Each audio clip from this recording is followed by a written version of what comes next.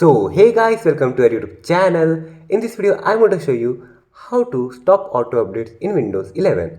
But before beginning the video, don't forget to like this video and subscribe to our YouTube channel for more informative videos like this. And don't forget to hit the bell icon so you won't miss any update. So let's begin the video without any further ado.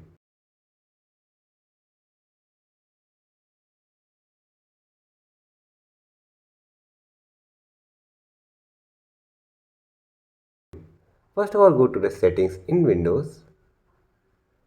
Here you can see an option of Windows Update. Go to Windows Update and turn off get the latest updates as soon as they are available, and go to pause updates and pause for 5 weeks.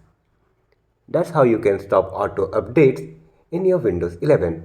So that is all for today's video. Don't forget to like this video and subscribe to our YouTube channel for more informative videos like this. And don't forget to hit the bell icon so you won't miss any update. See you in the next video. Thanks for watching.